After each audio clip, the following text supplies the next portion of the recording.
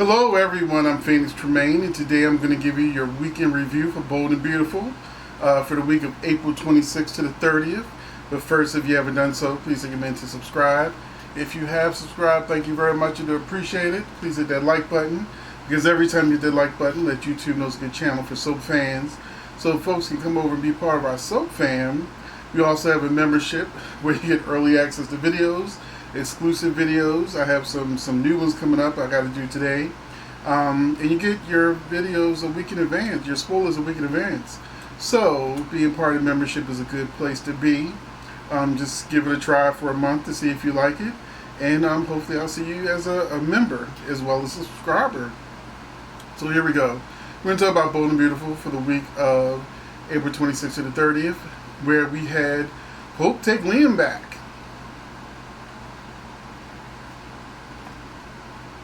So Hope and Liam fans should be happy temporarily, because we know that, something's going to happen to break them up. It's going to deal with this Vinny secret.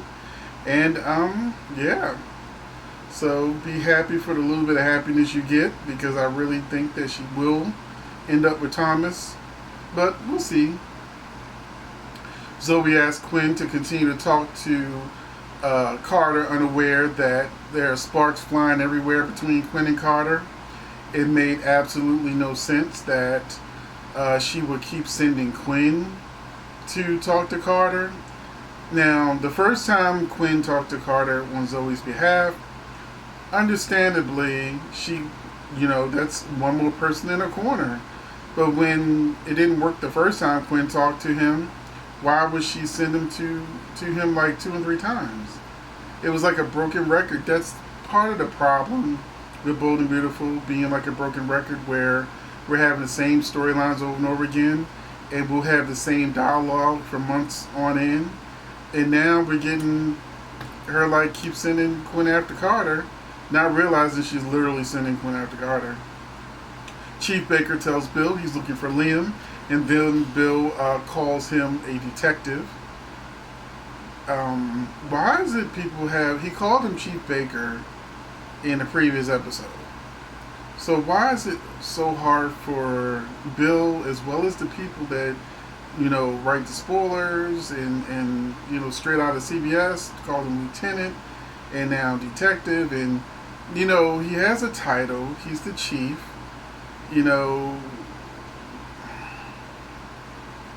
It's just a little annoying, because it really feels like there's a lot of people that just don't want to solidify the idea that he's Deputy Chief Baker. And they have a detective, who's not even on the case. They've got the chief of police on a hit and run case. That's very annoying to me, because we talk a lot on this channel about minorities are relegated to being the help. So even when you have the title correctly of what your actual job is, and in one of my prior videos, I actually called out what actually a chief of police does, and it's not detective work. That's why he has detectives on the force. But anyway, Zoe is still feeling guilty about what she did to Paris, and so she lets Paris and Zende know she's very supportive of them. Quinn tells Carter, her stopping by his place doesn't have to be a one-time thing. Donna and Eric talk as she reminds him of being her honey bear, and she senses that something's going on between him and Quinn. Quinn actually sees Donna fixing Eric's tie, and it feels like more, but she kind of keeps her cool, which isn't normally Quinn, but she's walking on eggshells. Quinn says, "I love you" to Eric, and Eric doesn't say it back. So, this was all leading up to, in the May sweeps, it said that Quinn would be trying to resist a love interest other than Eric. And, yeah, we got our answer by the end of the week. But in the meantime, Liam's dramatic pause when Chief Baker was grilling him. I understand that he was on a soap opera pause for like 2 episodes, the end of like the previous episode, and then with Baker just standing there and Liam not answering him. because they have the soap opera pause where instead of a person doing something like they would normally do, like say something they would normally say, they make a dramatic moment of just pausing, and he paused for 2 commercial breaks. That is what I mean by being a broken record. People just stretching out storylines. Like, you got all these characters, can't we just keep the storyline moving forward, and not using the same dialogue over again? Zoe, the broken record, this is my notes, asked Quinn again to go talk to Carter, this time at his house, and he is once again in a state of undress, because last time Quinn was over his place, he was in his underwear, and he let her get a good look, and he took a long time to put his clothes on, and just let her just give him compliments.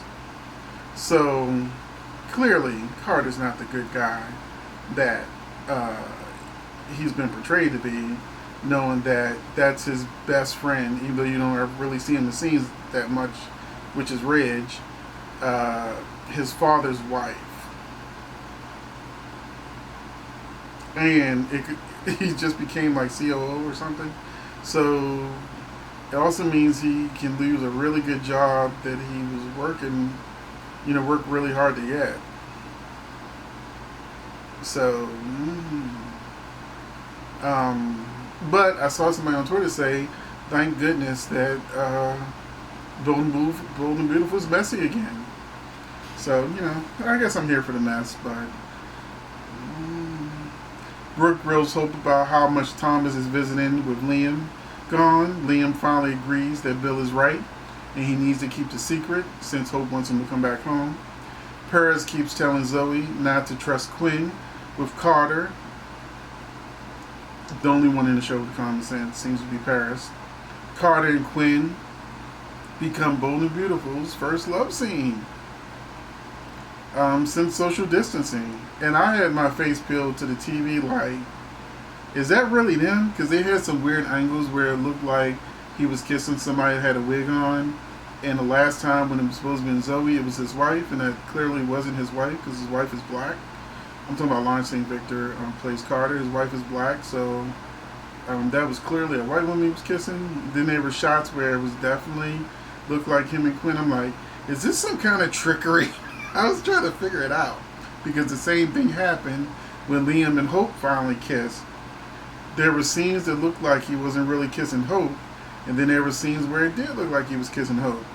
So I'm curious to see if now that Young and the Restless is off the social distance train for the most part, that is Bold and Beautiful finally off the social distance train, since I'm sure everyone is vaccinated on the show, and they get tested before they can work. So it's nothing stopping them. It's like on Days of Our Lives in General Hospital.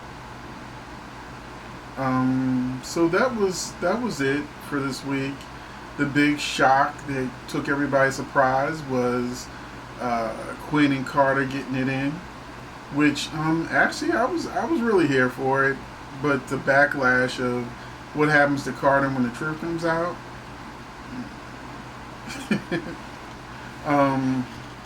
The actor week I put is Rena Sofer and Lawrence St. Victor. Carter and Quinn, they did for the most part the best acting for the week. Best moment of the week, Quinn seeing Carter half dressed again and Quinn showing off her legs, because I'm a leg man. The worst moment of the week, all 5 episodes were one day that dragged on.